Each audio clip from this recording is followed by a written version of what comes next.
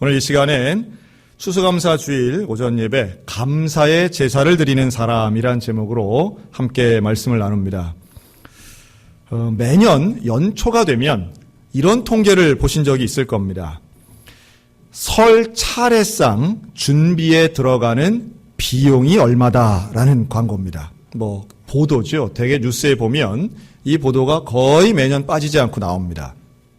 제가 두 가지 측면에서 이 보도를 보면서 놀라는데요. 하나는 아직도 이렇게 제사 지내는 집들이 정말 많은가 보다.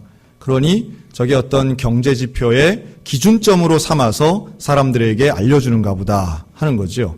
지금 사회적 분위기는 종교에 상관없이 사실상 제사가 많이 줄어들고 있습니다. 최근에 나온 통계에 의하면 현재의 50대, 60대들은 내가 죽었을 때 나에 대한 제사는 지내지 말아라 하는 분이 이미 절반을 넘었다라고 그러죠. 그래서 이제 매장 문화가 화장으로 바뀐 것처럼 이제 불과 한 20년에 30년 정도면 우리나라에서 종교에 상관없이 제사를 지내는 가정 수는 급격히 줄어들 거라고 하는 것이 일반적인 예상입니다. 물론 우리 개신교인들은 이미 이런 제사에 대해서는 미리 앞을 내다보고 또 하나님의 성경적인 의미로 제사를 잘 드리지 않고 있지만, 그래 또 하나 놀라운 게 있습니다. 이 보도에 의하면 4인 가족 기준으로 해서 올 1월 달에 나온 보도입니다. 한국농수산식품유통공사에 의하면 설 차례상 준비에 전통시장에서는 25만 원, 대형마트는 34만 원 정도 든다는 거예요. 물론 조사 기관에 따라 조금씩 차이는 있는데 제가 놀라는 지점은 바로 이겁니다. 4인 가족이 설 차례상 한번 차리는데 평균 30만 원 정도가 든다는 겁니다. 생각보다 참 많이 든다. 이거 어디 가서 밥을 사 먹어도 30만 원 이상은 잘 못 사 먹잖아요. 어떻게 그만큼 비싸게 사 먹겠습니까? 그런데 차례상 차릴 때는 그만한 비용이 든다는 게 놀랍습니다. 그러고 보니 제가 어린 시절 저희 집도 제가 아주 어릴 때는 제사를 지내던 적이 있었는데요. 그때는 밤 12시에 문 다 열어놓고 할아버지부터 어른들이 앞에 쭉 서서 남자들만이죠.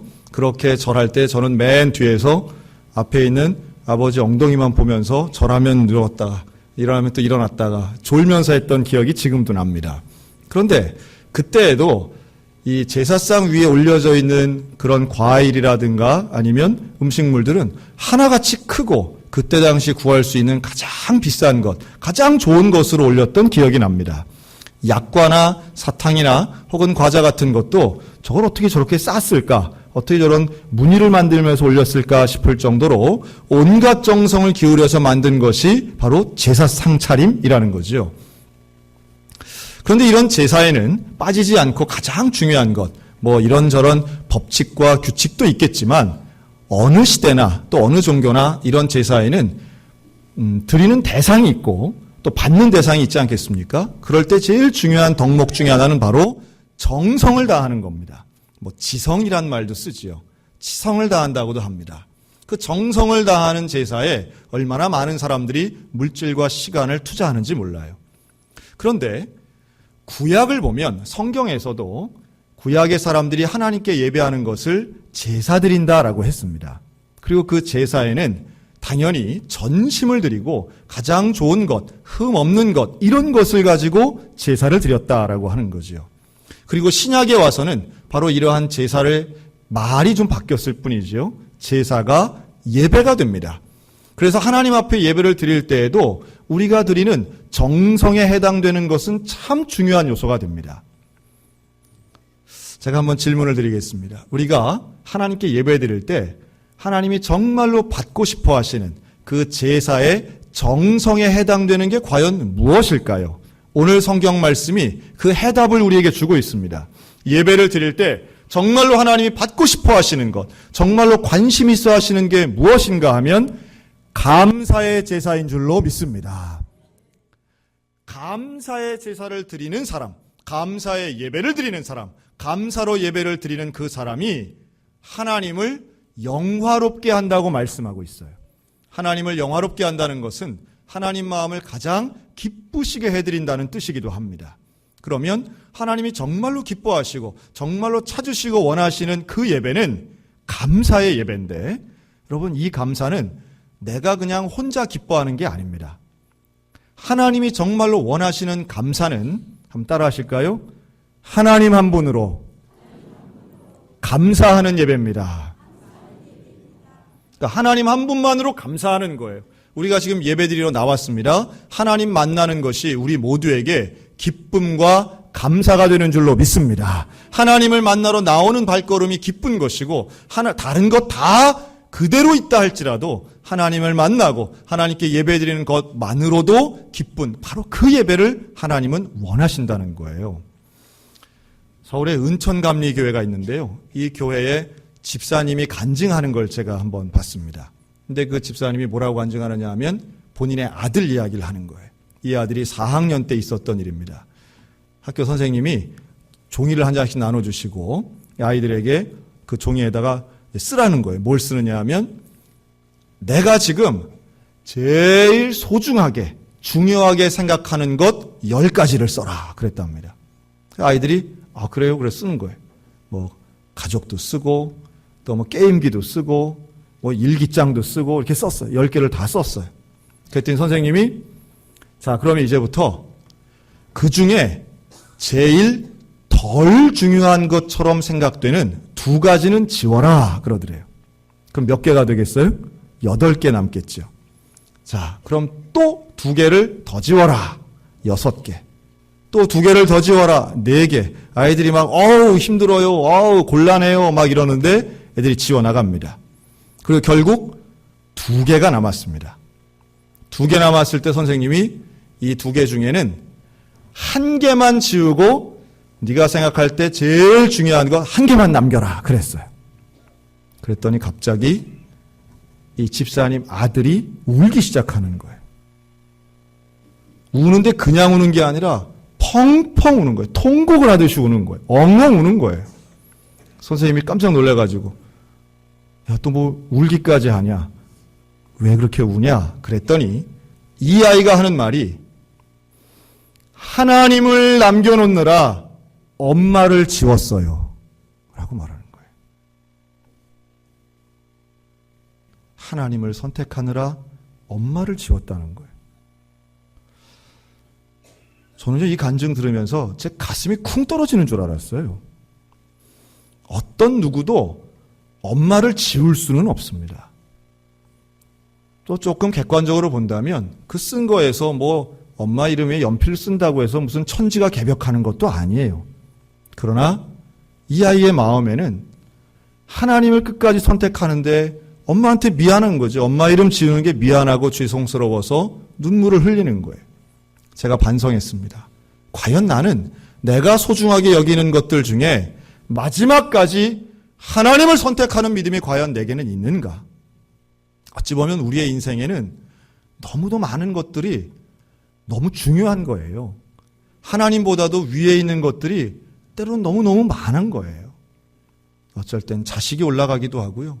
어쩔 땐 돈이 올라가기도 하고요. 어쩔 땐 내 자존심이 그 위에 올라가 있기도 한 것 같아요. 정말 하나님이 원하시는 감사의 제사, 하나님이 원하시는 온전한 예배는 무엇인가 하면 세상 그 무엇 다 없어도, 세상 어떤 것 다 떠나도 나는 예수 그리스도면 충분합니다. 예수님이면 됩니다. 예수님 만나면 나는 기쁘고 감사합니다. 그 신앙의 고백이 하나님을 영화롭게 하는 줄로 믿습니다. 사랑하는 성도 여러분, 하나님 한 분만으로 기뻐하고 감사할 수 있는 거룩한 예배자가 다 되시기를 주님의 이름으로 축원합니다. 그런 감사가 있을 때 하나님이 이렇게 또 인정하세요. 그 행위가 옳은 행위다라고 말씀하십니다. 여러분, 하나님 한 분을 붙잡으면 다른 걸 다 놔야 된다는 의미는 아니에요. 하나님을 먼저 붙잡으면, 하나님을 우선시하면 주님은 말씀합니다. 그 나머지 모든 것들이 너에게 있어야 할 줄을 내가 아노라. 나머지 모든 것들을 내가 너에게 부어주겠노라. 충만하게 주겠노라. 약속하시는 분, 우리 아버지 하나님이신 줄로 믿습니다. 그런데 그 감격을 가지고 그 은혜를 받았으면 우리 어떻게 살아야 될까요? 그 기쁨과 감사와 은혜를 이웃과 나눌 때에 하나님은 그 모습을 가지고 그 행위가 옳은 행위라고 칭찬하여 주실 줄로 믿습니다. 그러니까 하나님을 사랑하고 진정한 예배자는 이웃과 사랑을 나누는 거예요. 기쁨을 나누는 거예요. 섬김의 도를 행하는 거예요. 하나님이 그러셨던 것처럼 우리들도 사람을 사랑하고 섬기는 삶을 살 때에 그 예배가 참된 예배고 그 인생이 옳은 행위라고 인정하신다는 겁니다. 어제 저는 우리 성도들과 함께 소양로 2가를 다녀왔습니다. 정확하게 얘기하면 주택 재건축 정비 사업에 해당되는 바로 그 구간입니다. 우리들이 쉽게 알아서는 쉽게 쓰는 말로는 기와집골에 다녀왔습니다. 이 기와집골이요 제법 넓어요. 16,000평 정도 됩니다. 그리고 아시는 것처럼 이곳은 이미 재개발이 되기로 결정이 된 곳입니다. 하도 재개발 현수막이 많이 붙고 이래서 저는 금방이라도 될 줄 알고 있는데 여전히 지금도 진행 중입니다. 근데 이 사업을 좀 제가 찾아보니까요. 1992년부터 시작이 된 사업이더라고요. 무려 25년 동안 지금 진행하는데 아직도 끝이 안 났습니다. 그리고 이 기와집골은요. 1930년대 즉 일제강점기 때에 기와집이 지어지기 시작하면서 아주 전성기를 이룹니다. 이곳은 6.25 전쟁 때도 이 춘천 시내에는 포탄이 떨어지고 막 초토화가 돼도 이 기와집골에는 포탄 하나 떨어지지 않았다고 그러더라고요. 그래서 그 집들이 그대로 원형을 보존하고 사람들이 살면서 아주 춘천에 있는 명망가들, 재산 있는 많은 분들이 그곳에 많이 모여 살았다라고 합니다. 70년대, 80년대 전성기를 지나면서 이제는 그 지역이 쇠락하고 건물이 막 낡아가고 시대에 뒤떨어진 곳이 되었을 즈음에 또 한 번의 2차 전성기가 오는데 1996년 대한민국 KBS에서 이 대한민국 방송사의 제일 높은 시청률을 기록했던 첫사랑이란 드라마를 여기서 찍었고요. 2002년도에 겨울연가를 여기에서 찍으면서 이 한류 열풍의 중심지가 되기도 했습니다. 지금도 요 옆에 가면 배용준 형제의 간판 얼굴이 다 이제 발해가지고 여전히 있는 거죠. 많은 사람들이 왔다 가고 전국적으로 유명한 곳이 되었지만 여전히 시설은 쇠락하고 사람들은 떠나가는 지역이 되었습니다. 그리고 실제로 많은 집이 허물어졌고 그리고 이제는 정말 어려운 분들, 살기 힘든 분들이 모여 사는 곳이 바로 이 기와집골이 되어 있죠. 여러분 이곳에 사실 연초부터 많이 준비했던 일인데요. 에너지 약자들 또 혼자 계시는 고령의 독거자들을 위해서 우리 교회가 사랑의 연탄 나눔 행사를 어제 했습니다. 그리고 어제 장로님 또 집사님 또 주일학교 어린이들까지 함께 모여서 연탄 수천 장을 모든 집마다 이렇게 배달을 해드렸는데요. 그날 우리 어린이들 중에는 연탄을 처음 본 아이도 있더라고요. 그리고 그 좁은 골목길 안에서 그 연탄 창고까지 가는 그게 너무 좁아서 사실 우리가 지게도 준비하고 지게도 지기도 했는데 너무 좁은 곳은 사람으로 인간띠를 만들어서 이제 연탄을 쌓을 수밖에 없었습니다. 그때 어린이 하나가 그런 질문을 해요. 아빠, 여기도 사람이 살아요? 그러더라고요. 야, 사니까 여기다 싫지. 하면서 근데 이 어린이 눈에는 너무도 이게 낯설어 보이는 거예요. 연탄도 낯설고 또 삶의 그 자리도 참 낯설어 보이는 겁니다. 한 어르신이 우리한테 너무 감사하다고 인사를 해요. 그분은 집이 참 큰 2층 집입니다. 2층 집인데 마당만 봐도 여기는 한 20년 동안 누가 손 안 댄 것 같은 그런 풀이 자라고 쓰레기가 많고 이런 곳이에요. 그 큰 집에서 50년을 사셨답니다. 집을 지을 때부터 살았고 지금까지 사는데 한때는 그 집에 15명이 살고 바글바글 하던 때도 있었는데 세를 주고요. 지금은 혼자 사시는 거예요. 어느 집이나 혼자 사시는 할머니들, 혼자 사시는 아주 어려운 분들이 외지에서 오셔서 사시는 겁니다. 다 가난한 분은 아니지만 그러나 모두가 다 살기 힘든 분이면 분명합니다. 연탄을 날라드리고 그곳에 연탄을 쌓아두니까 이렇게 말씀합니다. 연탄만 봐도 마음이 든든하고 따뜻한 것 같습니다. 그저께부터 소양교회에서 오신다는 이야기 듣고 기다렸습니다. 정말 고맙습니다. 저희가 뭐 대단한 거 하는 것도 아닙니다. 성도들이 모금해 주신 돈으로 연탄은행을 통해서 연탄을 샀고 그냥 성도들이 많이 와서 얼마나 즐겁게 했는지 몰라요. 장갑 끼고요, 우의 입고요, 비닐옷 입고 사람이 많으니까 금방금방 되더라고요. 날씨도 따뜻해서 분위기가 얼마나 화기애애하고 즐거웠는지 모릅니다. 즐기면서 했습니다. 뭐 대단한 일 한 것 같이 흉내낸 거지요. 그런데 거기 계신 많은 분들이 참 고맙다고 인사하고 어떤 분은 음료수를 사서 마시라고 대접하고 간식도 주시더라고요. 고맙습니다. 손 붙잡고 따뜻하게 잘 지내세요. 인사하고 돌아오는데도 마음이 좀 짠한 거예요. 정말 가까운 데 계시는 분들인데 우리 교회에서도 가깝고 제가 사는 집에서는 더 가까워요. 그런데도 이렇게 힘들게 이렇게 눈으로만 봐도 참 추운 곳에 사시는 분들이 참 많구나. 그리고 우리 교인들도 마찬가지입니다. 제가 신방 가보면 우리 교인분들 중에도 얼마나 어렵고 춥게 사시는 분들이 참 많은지 몰라요. 조금의 관심이 필요한 거죠. 사랑이 필요하고 나눔이 필요한 겁니다. 그 관심과 나눔이 우리의 감사로부터 시작되고 하나님 앞에 예배드리는 우리가 마땅히 해야 할 일인데 그런 작은 관심까지도 하나님은 참 감사하게도 그 행위가 옳은 행위라고 칭찬하시는 줄로 믿습니다. 우리 소양교회가 할 일들이 참 많죠. 그리고 그 많은 일들 가운데 조금씩 해나간다면 하나님께도 인정받고 칭찬받을 뿐만 아니라 이웃에게도 우리 교회 좋은 교회가 되게 될 줄로 믿습니다. 인생은 누가 먼저 들어오는가 1등을 겨루는 경주라기보다는 하나님과 동행하는 옳은 행위의 기간이라고 저는 믿습니다. 언제나 주님의 말씀에 합당한 사람, 감사의 제사를 드려서 하나님 마음을 영화롭게 해드리는 사람이라면 당연히 이웃을 사랑하고 사람을 섬기고 내 것을 나누는 일은 자연스러운 일이고 그 일이 하나님이 원하시는 옳은 행위라는 말씀이에요. 오늘은 우리 교회가 지키는 추수감사주일입니다. 그래서 이 위에 강단도 이렇게 많은 농산물 또 사오신 걸로 이렇게 많이 채웠어요. 참 감사한 거는요. 물론 여기에는 사서 전시한 것도 있지만 직접 농사 지은 것들도 제법 많이 있습니다. 우리 장로님이 농사 직접 지은 호박도 앞에 있고요. 우리 권사님이 직접 재배하신 배추도 있고요. 우리 고구마, 옥수수 잔뜩 있습니다. 참 감사하죠. 한 해를 열심으로 땀 흘려 일한 것 가지고 하나님께 감사합니다라고 하는 상징적 의미가 있습니다. 또 실제로 농사를 짓지 않더라도 하나님 앞에 하나님 내가 올 한 해 이렇게 하나님이 내게 은혜를 주셨습니다 라고 하는 것을 감사하고 고백하는 것이 추수감사주일입니다. 자, 그런데요. 과연 우리 교회가 우리 소양성결교회가 하나님 앞에 올려드릴 열매, 추수물은 과연 무엇일까요? 교회나 개인이나 하나님께 드려야 할, 올려드려야 할 가장 중요한 열매는 바로 영혼 구원인 줄로 믿습니다. 영혼을 구원하는 것, 하나님 앞으로 영혼을 인도해내는 것, 그리고 그 사람들이, 그 영혼들이 여호와 하나님을 믿고 예수를 영접하여 새로운 영생을 누리는 것이야말로 하나님이 가장 기뻐하시는 일인데 바로 그런 올바른 행위를 하는 자에게 하나님의 구원을 주님은 보여주실 줄로 믿습니다. 저는 그래서 참 이 땅에 진짜 훌륭한 교회, 교회다운 교회, 사명 다하는 교회는 여러 가지의 특징이 있지만 그 중에 하나가 세례받는 사람들이 있는 교회라고 생각합니다.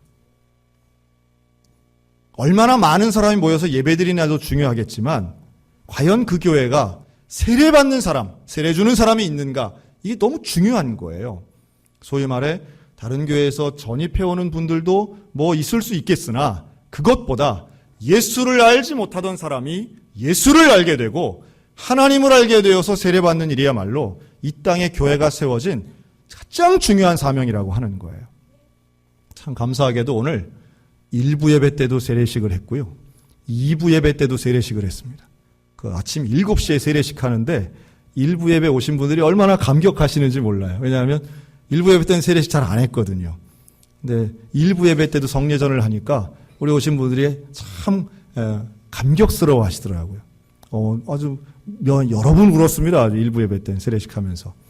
오늘 3부 예배 때도 지금 이 예배에도 세례식을 할 수 있게 한 것 얼마나 감사한지 몰라요. 하나님이 우리 소양교회를 열매 맺는 교회로, 영혼을 구원하는 교회로, 하나님이 진짜로 인정하시고 칭찬하실 만한 교회로 이끌어 가시는 줄로 믿습니다. 그 어떤 열매보다 소중한 열매, 영혼 구원의 열매가 우리 가정과 교회와 개인 가운데 날마다 넘쳐서 하나님 앞에 영광 돌리는 감사의 인생 살았으면 참 좋겠습니다. 일본의 유명한 신학자 우찌무라 간조가 이런 이야기를 한 적이 있어요. 하나님께서 만약에 인간을 저주하신다면, 참 어려운 진짜 저주가 있다면 그거는 질병이나 가난이나 실패 등의 고통 같은 건 저주가 아닐 것이다. 진짜 저주라고 한다면 첫째는 하나님이 믿어지지 않는 것이고, 두 번째는 하나님의 말씀이 들리지 않는 것이고, 세 번째는 감사하는 마음을 잃어버리는 것, 그게 바로 저주일 것이다. 뒤집어 생각하면 진짜 축복은 하나님을 믿는 것이 축복이고, 성경의 말씀이 들리는 것이 축복이고, 감사하는 마음을 가지고 사는 것이 진정한 축복인 줄로 믿습니다. 사랑하는 성도 여러분, 하나님이 약속하신 이 놀라우신 말씀의 축복, 하나님을 영화롭게 하는 감사의 예배자, 하나님이 옳다고 인정하시는 은혜를 나누는 성도, 그리고 하나님이 원하시는 영혼 구원의 열매를 맺는 우리 사랑하는 소양성결교회, 우리 모든 성도들이 다 되시기를 주님의 이름으로 축원합니다. 아멘.